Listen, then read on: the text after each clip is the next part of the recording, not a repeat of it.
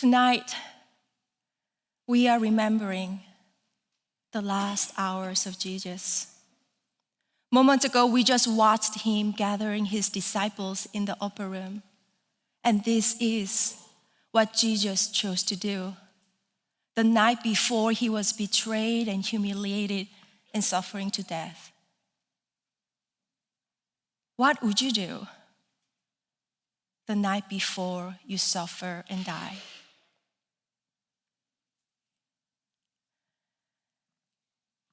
Having met many of you from different cultures, I'm fascinated how food is one of our love languages. Food is important to my family. How about you? I left my parents' house in South Korea about 20 years ago. I was the prodigal daughter who wanted to explore the world on my own. And yet, every time I returned to visit, they would shower me with such grace and extravagant love in every possible way. And then the last night together would come. I don't know what kind of conversation we had at those last dinners.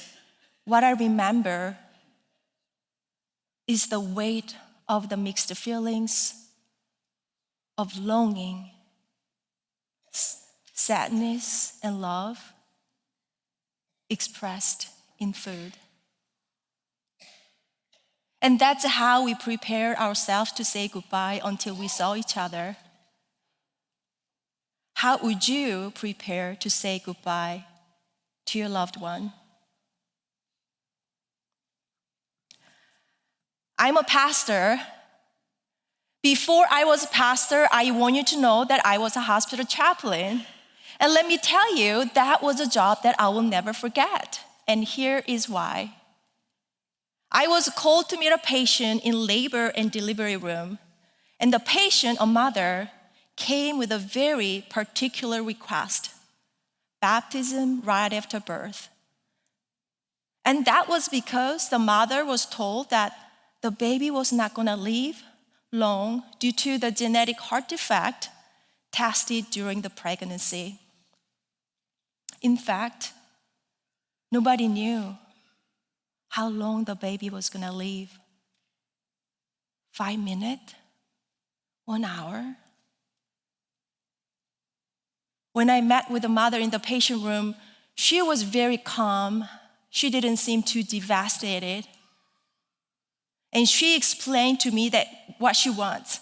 She wants the baptism right after C-section in the surgery room with the holy water her mother brought from Israel.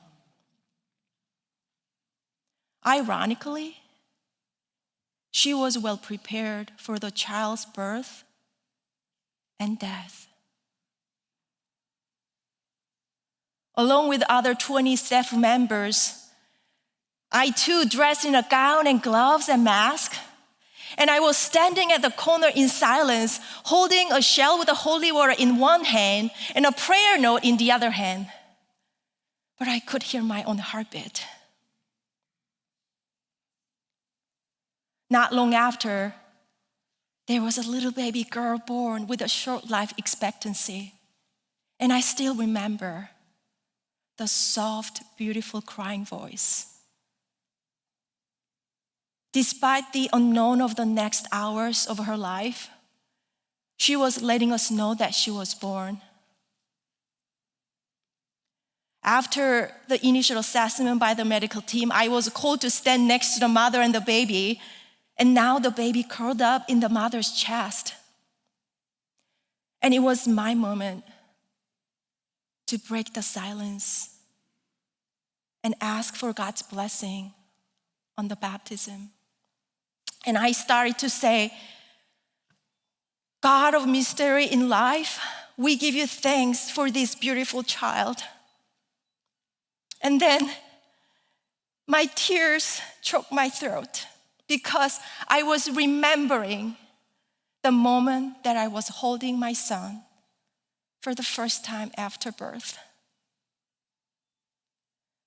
As a mother who understands the joy of holding a newborn baby, I cannot imagine that kind of loss and fear the mother was feeling. I guess you felt something similar from what you witnessed that happened in Nashville.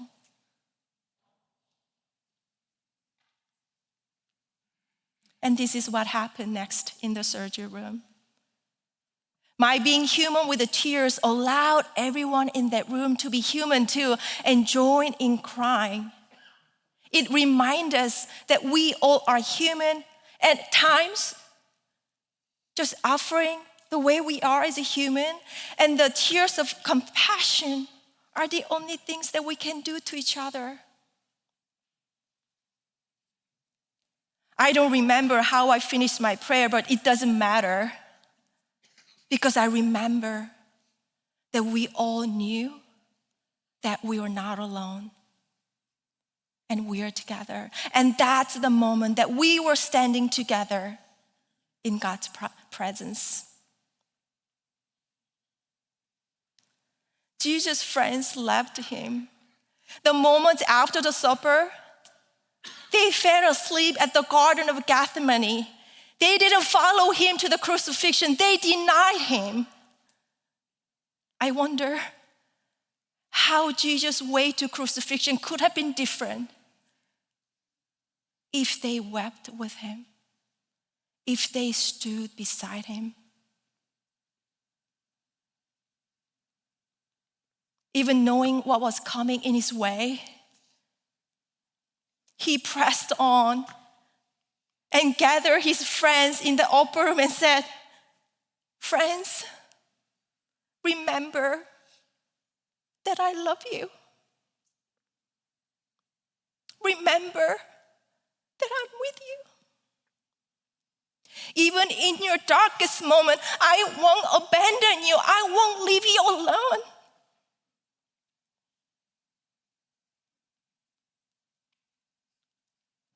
Jesus, God himself, went through the pain of human suffering, betrayal, being left alone, heartache, grief, hunger, humiliation, and death.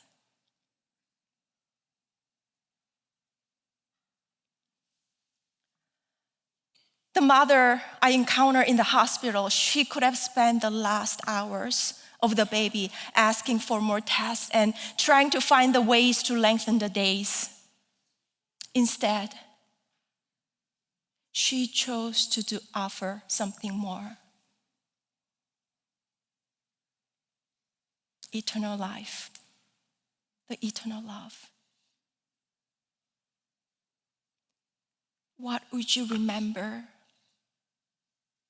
in your darkest moment? What would you do in your last hours?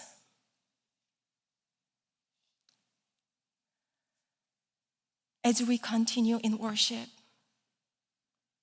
what we're going to do now is experience the darkness. And we are not doing it alone. We are doing it together. So be it.